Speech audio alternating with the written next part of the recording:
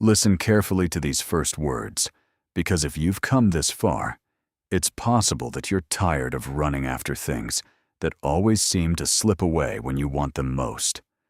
What no one tells you is that the moment you start chasing, you're already losing. And what's even more curious is that the more you try to hold on to someone, the faster that person seems to disappear between your fingers. The weak always react with emotion. The strong react with silence.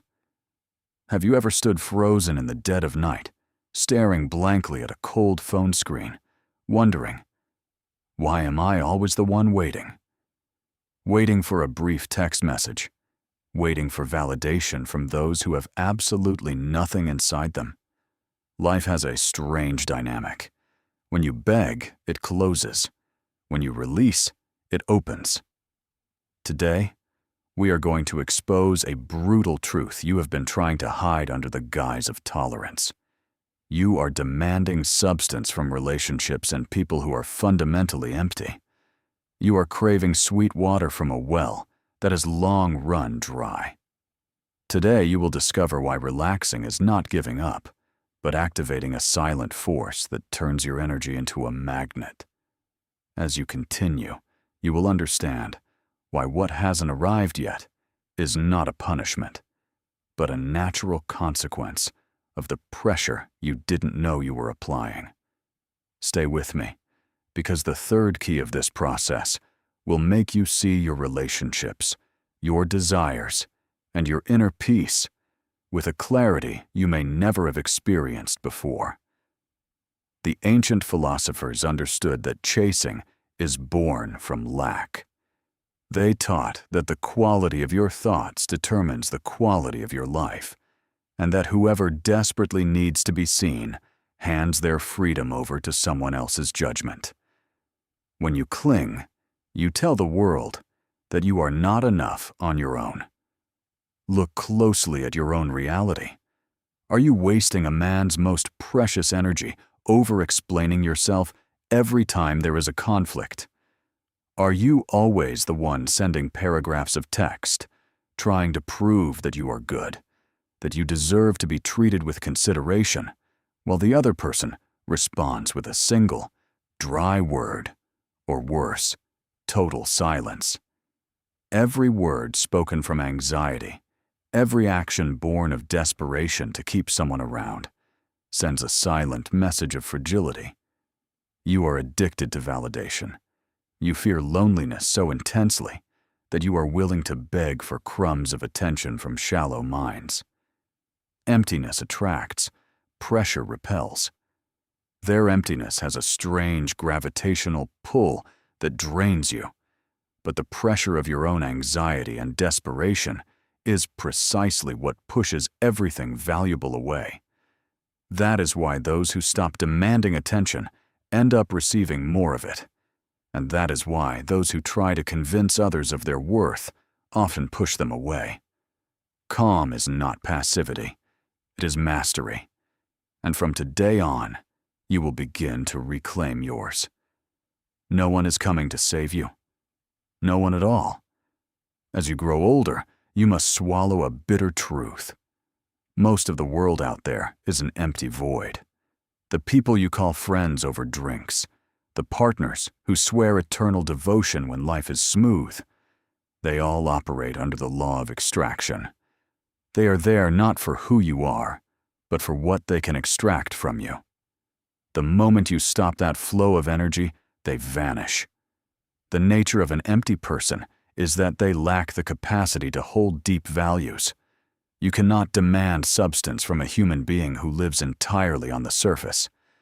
Sometimes, you feel an urge to explain yourself to someone who has emotionally withdrawn, or to someone whose attitude toward you has changed without warning.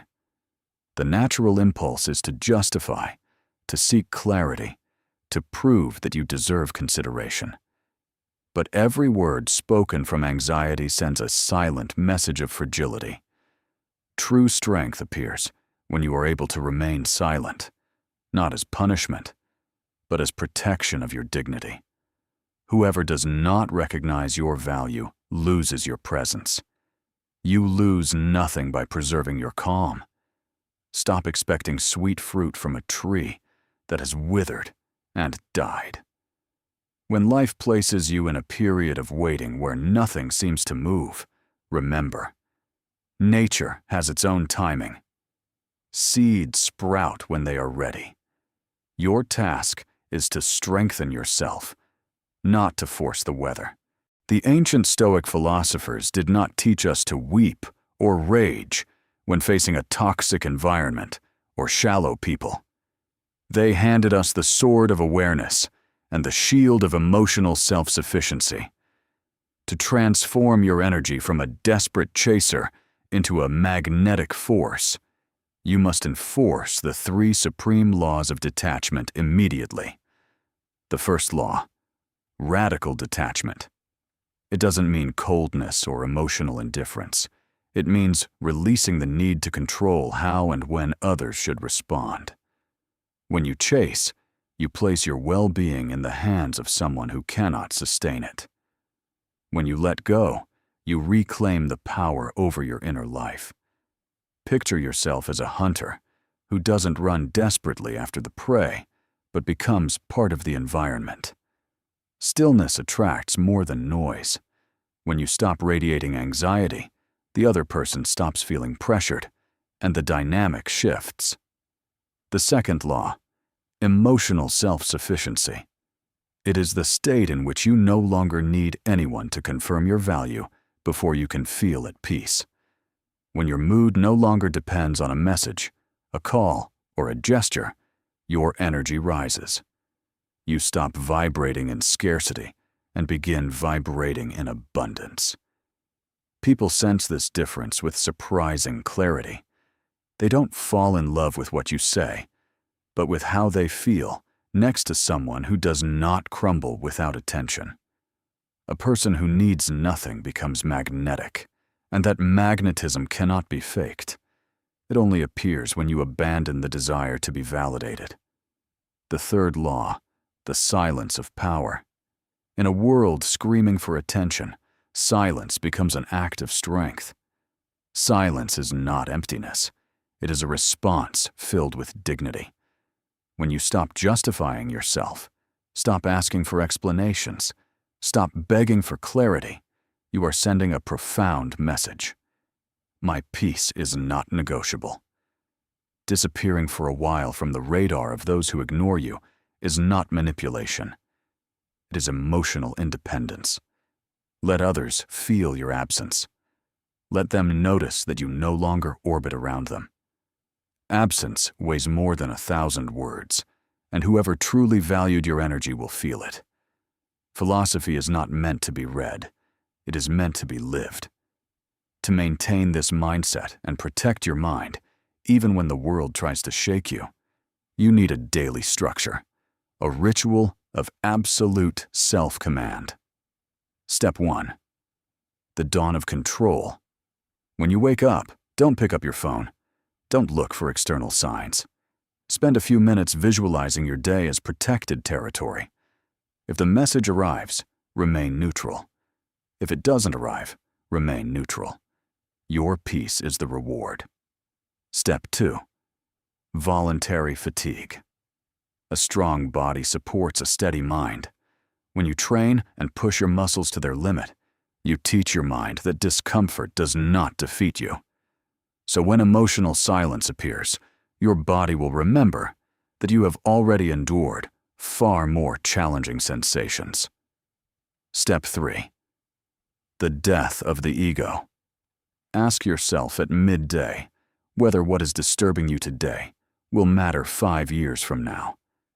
Most of your anxiety does not come from love, but from an ego wounded by the idea of being ignored. When the ego dies, the urge to chase dies with it. Step 4. The fasting of attention. Avoid posting just to catch someone's eye. Avoid indirect messages, disguised signals, silent requests for validation. Someone who does not beg for attention becomes a mystery, and mystery attracts more than any performance. Step 5. The examination of conscience before going to sleep Review your day. Did you chase? Did you beg? Did you betray your own calm for crumbs of attention? If so, forgive yourself, but commit to being stronger tomorrow. As you apply these 5 steps, you will feel the weight lifting from your shoulders. Your mind will stop inventing scenarios that wound you. You will realize that what belongs to you never moves away because of your calm, only because of your anxiety. Magnetism appears when you no longer need to cling to anything.